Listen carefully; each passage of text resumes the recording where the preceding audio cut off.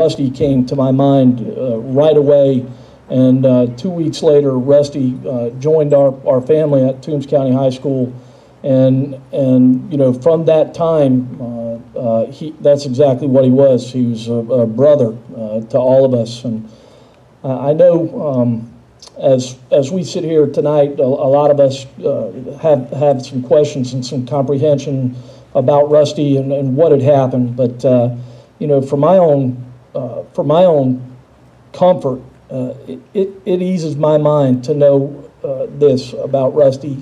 Every day I would walk up to Rusty, or I would see Rusty in the hallway, and I would say, "Rusty, how you doing today?" And Rusty would say, "The Lord saw fit to give me another day. I'm going to do the very best I can with it." And he said it every day without fail. "Rusty, what are you going to be doing tomorrow?" "Well, if the Lord sees fit to give me another day, I'm going to do the best I can with it." And I can't tell you what comfort that gives me. I don't, obviously, you know, I'm just a baseball guy. I don't have the words to express my emotions, you know, but my heart is heavy for you, and my prayers are with you, and so are the prayers of the entire Toombs County Metter family. I've got text from Dodge County. I got a text from Banks County today. I mean, we've gotten calls from all over the state of Georgia just expressing concern. Even the Vidalia Indian family down there called us and expressed concern for you and us as a family. So as we move forward tonight, we just want to take some time to just really honor the memory of Rusty Beasley and what he means to us. As we go through the service tonight, we're going to have a word of prayer. We're going to have some music.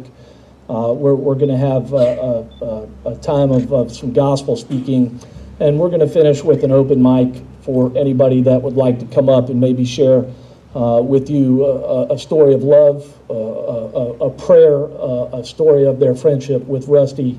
And then at the end, we're going to release some balloons in memory of Coach Beasley. Rusty fashion, you know, to sum up what Dustin said. He said, "I just try to be the best I can, Coach, but I fall short every day. Need to work on it a lot." If he needs to work on it a lot, then I'm very convicted, and I'll tell you that I definitely need to work on it. He was awesome. He did show me Jesus every day, and I'm going to miss Coach Beasley a lot.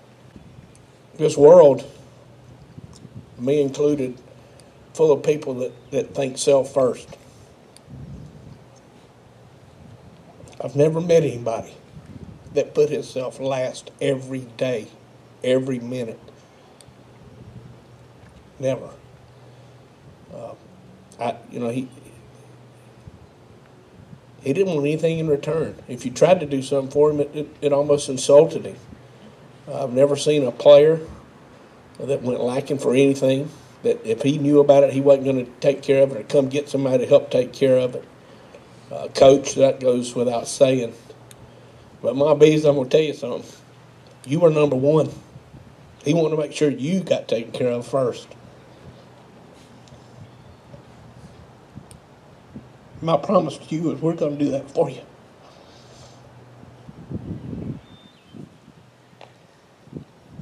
You would want it. But let me say this.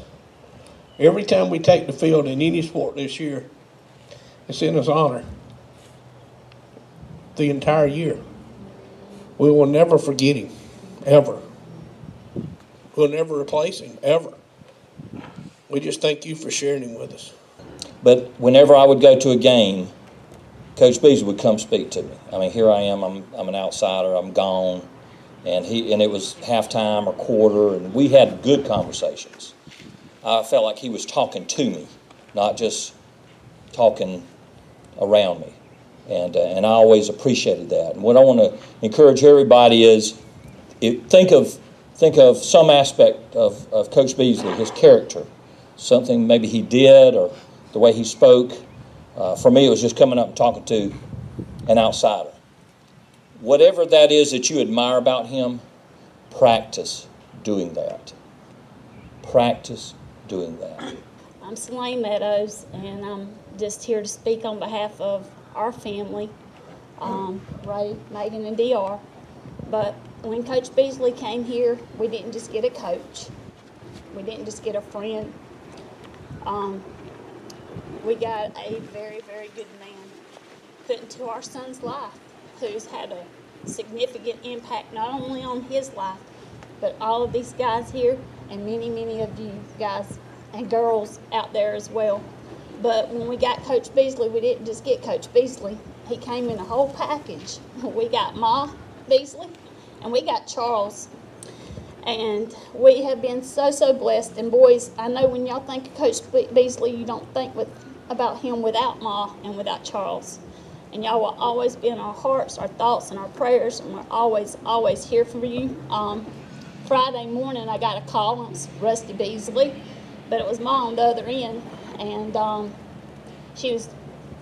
they were checking into the hospital, and Rusty wasn't worried about his health at all. He was wanting to make sure that we get Charles to the banquet, and not late, not just get him there, but just make sure I don't get him there late, get him there early on time. And he's just thinking about somebody else besides himself, and here he is sick in the hospital. But Charles, he loved you, and you are a very, very, very good man because of Rusty's influence, and we love you, and you don't know it, but Rusty's in your heart, and Rusty has helped you to help these guys right here become bigger, because there's not a day that goes by that I know that you don't get a call from one of these fatheads back here, right? And parents, I know y'all think that that's out of line or whatever, but these boys have a very good relationship with him. Was I right, boys? Fathead, big head, whatever. But I told Ma, because she hasn't had a chance to get on Facebook and all that with everything that's going on, but I told her, I said, Ma, when you get there, you're going to see something over and over again. And when you close your eyes and you think of Rusty Beasley, the first thing that everybody mentions is his smile. They say he's a selfless man over and over again, always doing for others. And Coach Benton, I say every time they step on a bus, not just a field, but a bus, because he was always willing to drive, no matter where it was, what day, if it's 7 days a week. And I believe Coach Walker said he drove them 3 days last week. But it didn't matter what time to where or whatever to help this program. And Toombs County is so, so much better because of Rusty Beasley, and we are so blessed. But we love y'all, and thank you for allowing us to have Rusty for a few years. And because of it, his legacy is going to live on through these boys. But on behalf of the moms and dads and parents of these guys, we just thank y'all so, so much. And thanks for all the bubble gum and seeds. And is that what y'all want to tell Ma? Because I know y'all want to speak back there, but y'all don't want to come here. But they couldn't have made it through and got to the Final Four without you and Charles. And we appreciate it. He was a great man, and things that he did for everyone. There wasn't one person, he talked to you, no matter who you were.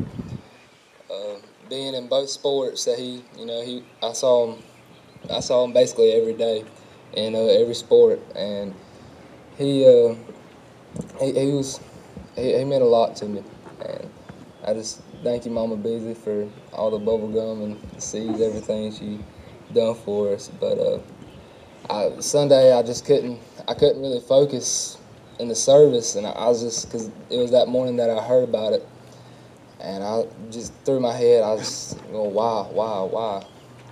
And then whenever I was talking to Coach Martin after the service. And it was a good service, but it was just hard to focus. And Coach Martin, he just told me, he said, "It's okay. I promise you." He had a way better service that Sunday morning with Jesus. And I just thank God for letting us to be able to have Coach Beasley for the amount of time that he did. And I just thank you for Charles and Mama Beasley for everything y'all have done for us. And we love y'all. Play a song, and then ask you, much like everyone else has already done, just ask you to think of Rusty and what Rusty meant to you. And if you wrote a sticky note when you came down the hill and posted on your balloon, if you've got a pen or a pencil, or without popping it, maybe you could write something to Rusty. Maybe you just take a second to pray for Rusty and for Rusty's family, and ask Rusty's continued blessings upon all of his extended family. As you all know we're all much better people for having had him in our life.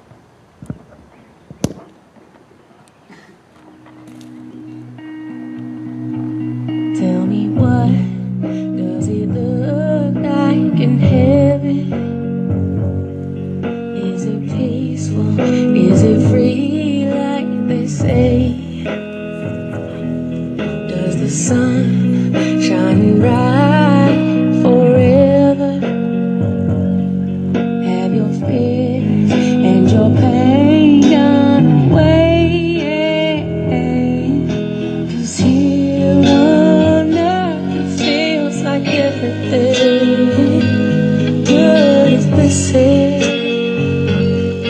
since you left. And here on earth everything's different. There's an emptiness. Oh, I hope you're dancing in the sky. I hope you're singing in the angels' choir.